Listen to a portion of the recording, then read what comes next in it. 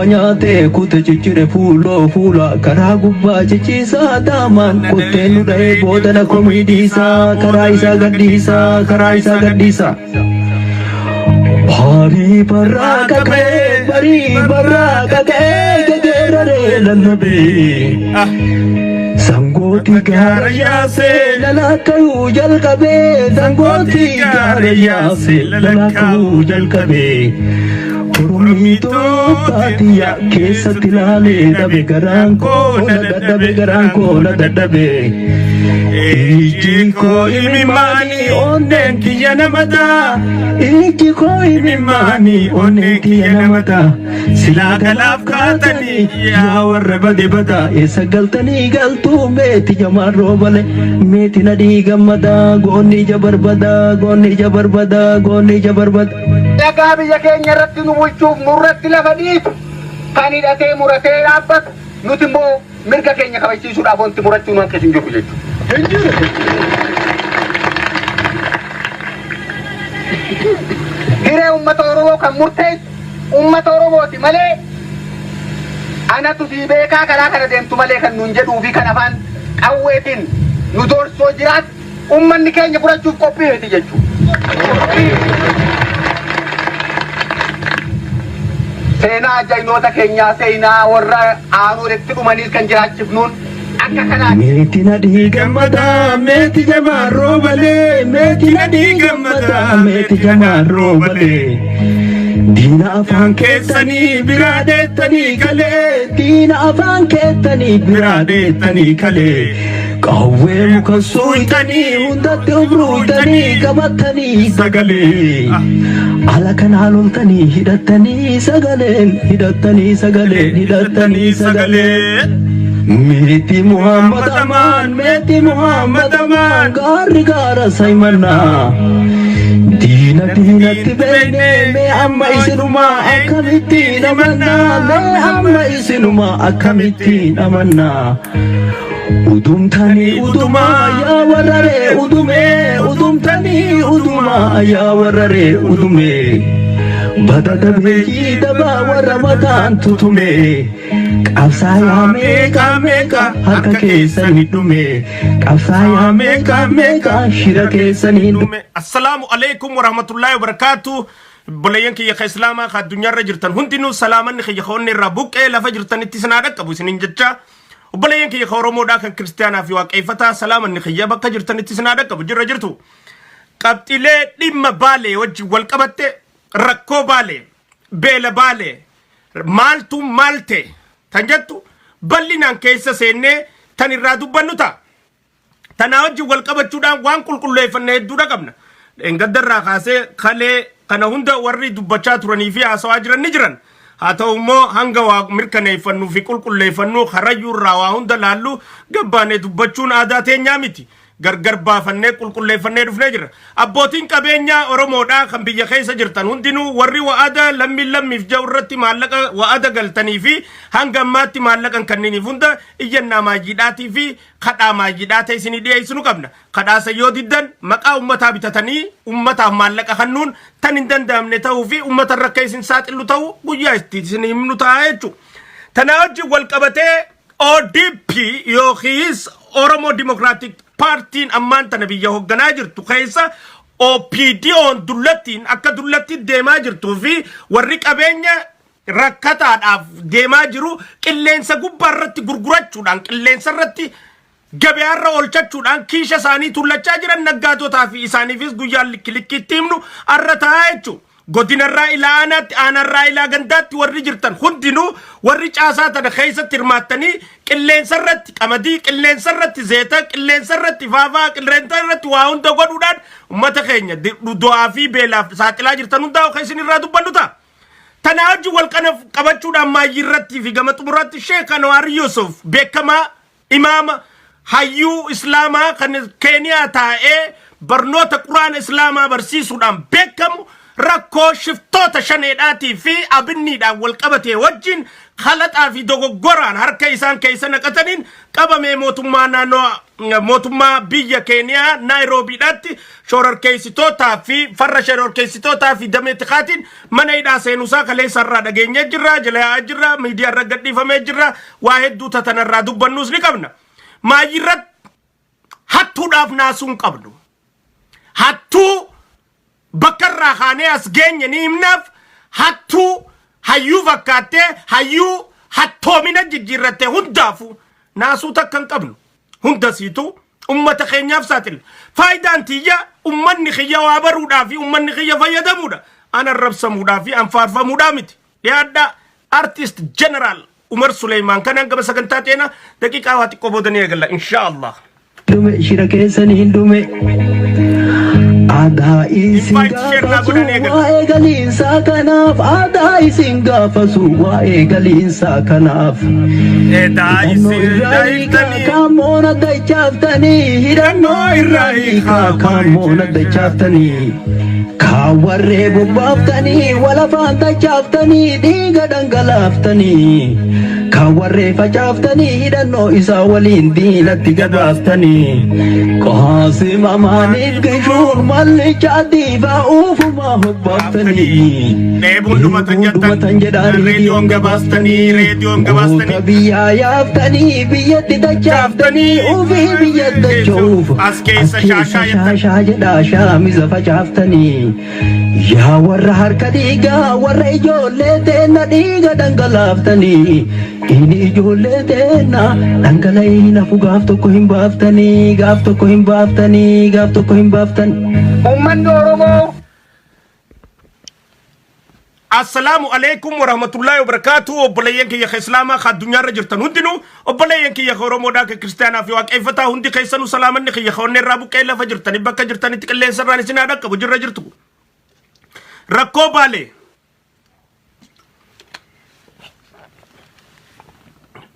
gammoojjii baalee keessatti rakkinni deemaa jiru hanga ka qabuu miti yeroo hedduudha irraa dubbannee jirra maaf falli dhabame maaf furmaati dhabame maaf hiikkaan dhabame rakkoo baalee tanaa hojii wal qabatee maaltu deemaa jira maaliif rakkoon baalee tun naasuu dhabde maaliif rakkoon baalee tun nama isii dhageeffatu dhabde maaliif rakkoon baalee tun nama gurra isii kannu dhabde hayyummaatti naggadata beekammaatti naggadata kasilaa gandaa kajannummaatti naggadata ummanni silaa bakka san bulchu jiru maatti naggadata naggaadeen tanya omaarraa bitatti ummanni keenya maaliif beelaan dhumata tajattu tarraasoo inu ta'aa jechu rakkoon baalee gadi fagoodha gammoojjii baalee keessatti namoota hanga qabneetu nurraa dhumachaa jira kaleessaa fi dheengadda qofatti daa'ima 5 fi haadha abbaa 5tu maatii 5 ol 8 hanga ga'an takkootu nurraa ajjeefamee ture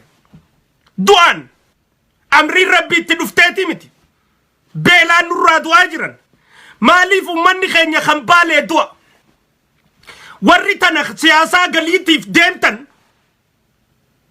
nuti dhimma beelaa siyaasaa godhachuudhaaf yaanu warri tana siyaasaadhaaf itti naggadachuudhaaf googaraa lultan dhimmi beelaa dhimmi dheebuudhaa dhimma siyaasaadhaatii miti warri tana ammaa siyaasaadhaa jecha akka isinirraa dhooysinu barbaaddan dhimma siyaasaadhaatii miti isinirraan dhoorkinu nuti dhugaa cina dhaabbanna haqa cina dhaabbanna baalee teenya ummanni kisan keenya beela'uun isaanii dheebachuun isaanii nu guba gargaarsi baaleef jaamee guuramaa ture hundinuu kan bakka adda addaatti sassaabamaa ture hundinuu ummata baaleetiif gahaan jiru ummanni baalee har'aan tana ummata beela'ee kadhatuu miti keessattuu gammoojjii baalee buqqaatota Somaalee irraa dhufanii fi Oromiyaa irraa buqqaan kan jiran baanna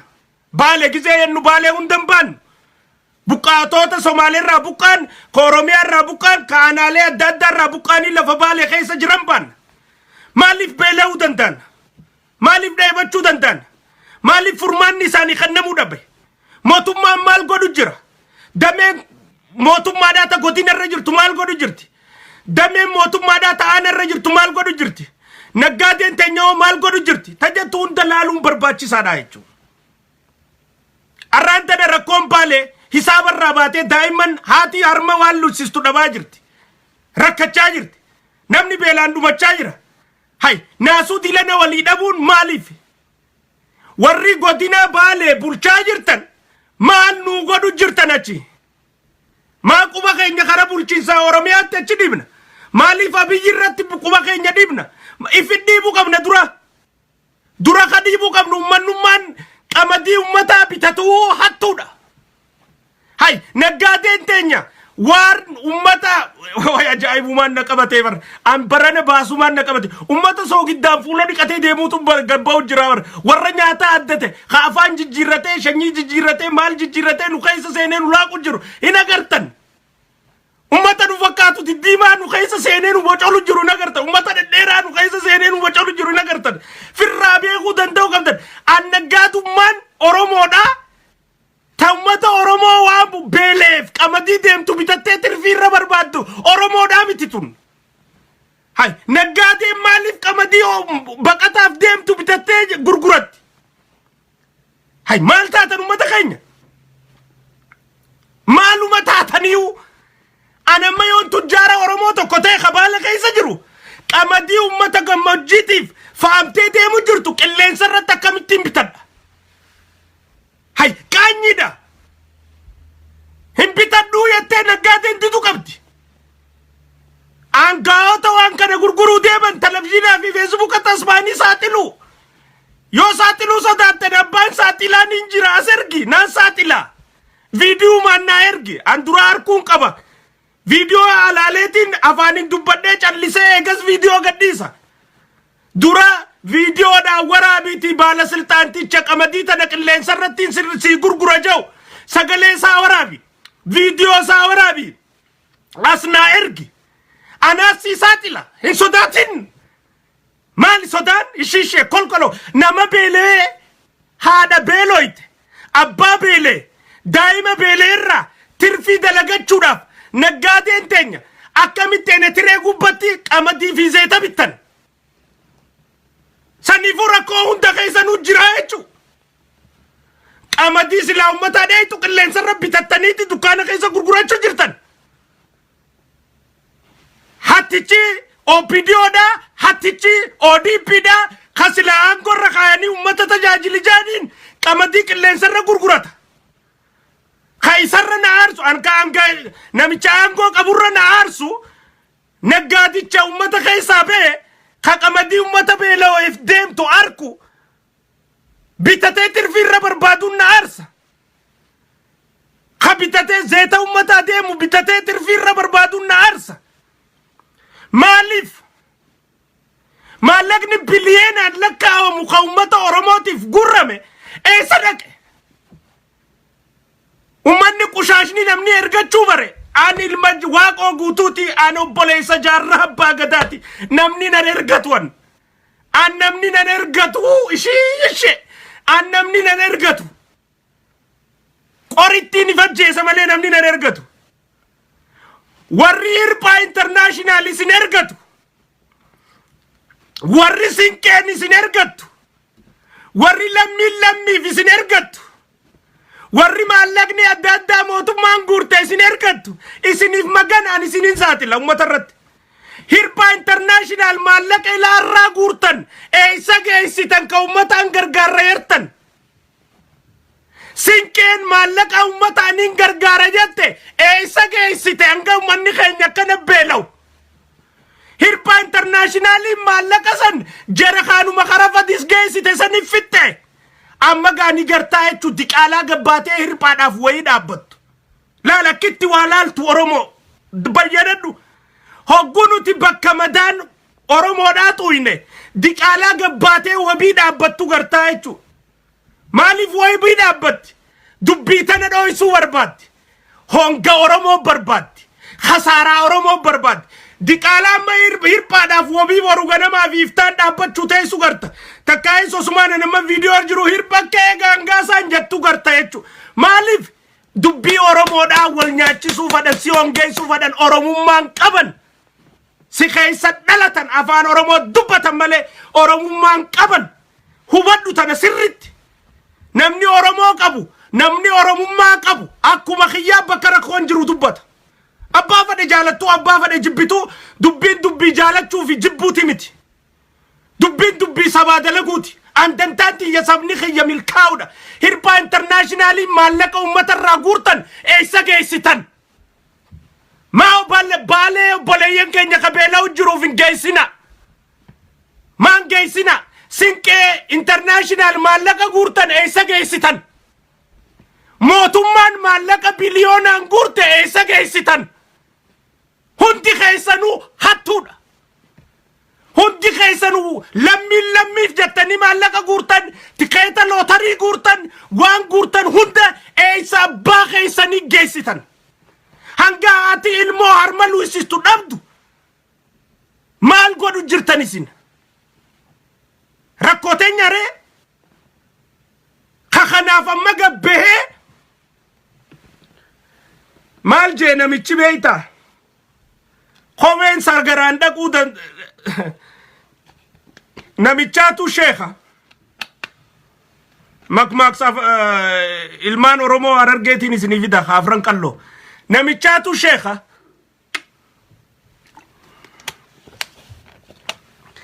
sheektichi kun maal jee kopheen sagaraan dhaquu baran mana namaatiin dhaquun taatuu je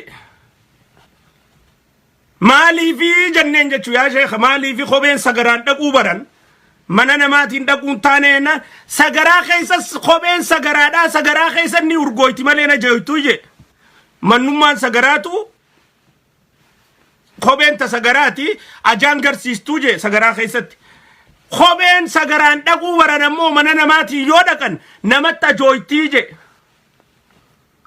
warra gandaan dhaquun taaneetu nu keessa jira warra if jala yaaneenii nama biraan dhaquun taaneen nu keessa jira warra fuunee yaaneenii namaa wajjin walitti ta'uun taaneen nu keessa jira warra fuunee yaanee namaa wal barsiisuun taaneen nu keessa jira dhindhillee dhandhamnee beeyna tanaafi haada isaaniif irraa cirree finnee jirraa jechuudha rakkoon baaleetiis warra dubbii baaleetiin rakkoo beela baaleetiin dhaquun taanee jira itti himuun taaneellee jira warra dubbii nirphaa isaaniin taanee jira jechuudha warruma qarshii 200 jimaa bitanii fiifa taksiinaa guunnaaniif dubbii hirphaadhaatiif xabaqaa hulii dhaabbatu jira jechuudha amma ni gartan booda akkuma dubbii Profeesar Iskeel Gabbisaa kana Profeesar Iskeel Gabbisaadhaa viidiyoodhaan gabbaasne isaa Geetaachoo Raddaati hojii haasa'u viidiyoodhaan baga gabbaaste badhaafamu qabda jechuu quudhuu dadhabaniiti hangi tokko jechuu hangi mixireen xiqqoon takka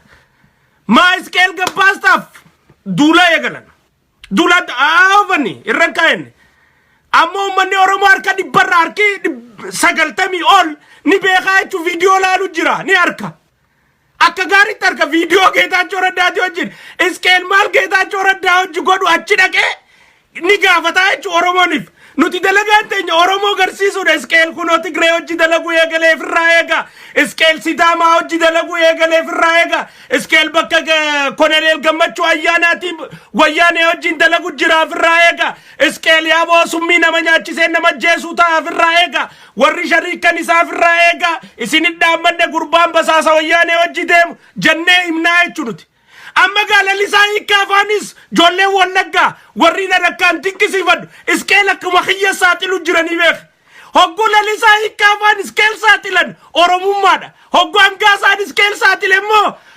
gandummaadha hogguu lalisaa hiikkaafaan Iskeel saaxilan joolleen Harargeedhaan dubbattu hogguu hangaasaan kee Iskeel saaxile joolleen Harargeetun kaatee hangaasa hangi tokko jechuu mixireen hangi tokko ni beeyna waan taaniif waan isaan akkana tubachuu qabdaa jechuudha adda baastee haysa joolleen tun ganda takka hangaasaa wajjini hogguu hangaasaan dubbate maatti kaate hogguu lalisaa hiikkaa dubbate maa callisti adda laaltaa jechuudha jibbaa gosa hangaasaa qaban jibbaa dhaloota hangaasaa qaban jibbaa afran qalloo qaban jibbaa hinaaffaasaa qaban oromummaan qaban tayyattuu si geessiti jechuudha oftee wanni ta'oofaniif maaliif dubbiin isaatuun irra hamtuudhaan beekanii jechuudha hangaasaatuun taargeeta dha'u jirti lalisaan qaama gabbee akka jirutti information kan nu jira ni beeka quba qaba lalisaan ganda isaati ganda iskeel an erguutti hin jiru hoggus lalisaan dhawu dubbii oromooti hoggu hangaasaan viidiyoo fidee agarsiise dubbii gandaati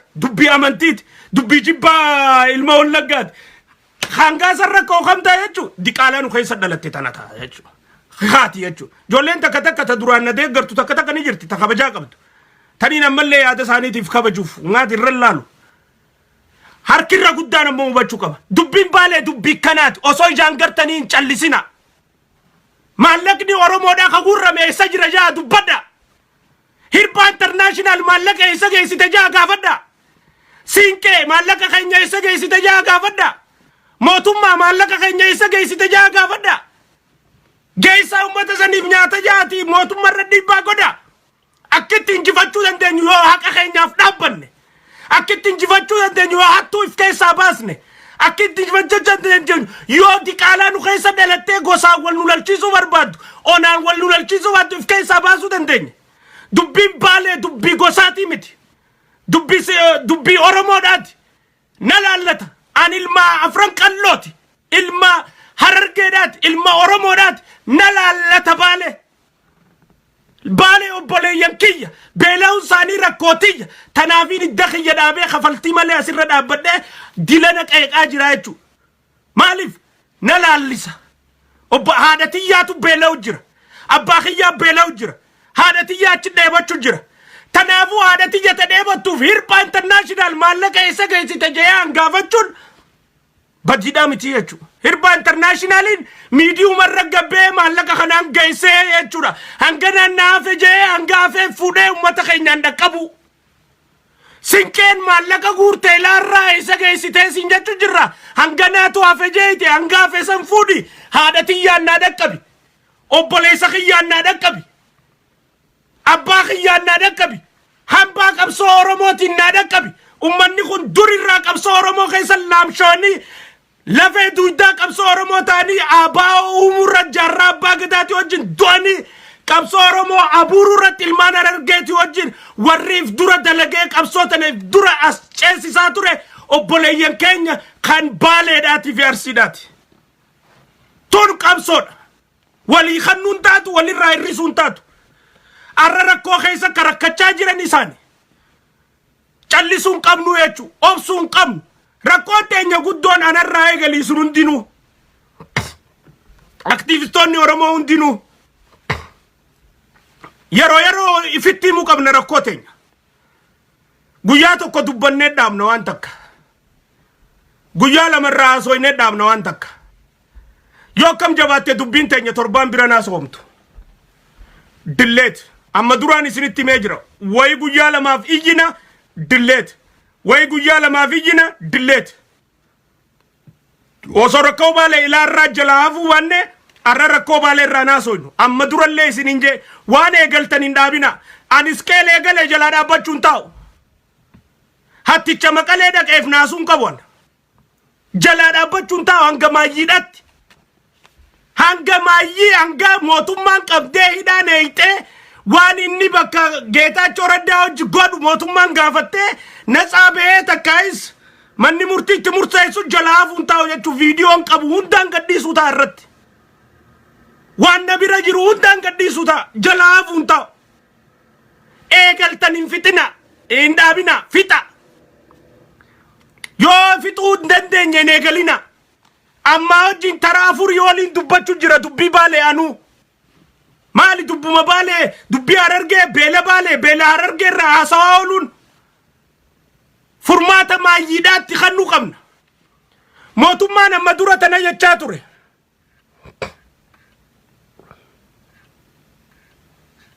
wayin isin garsiisuuf wadha waan mootummaan amma dura jechaa ture rakkoo baalee irratti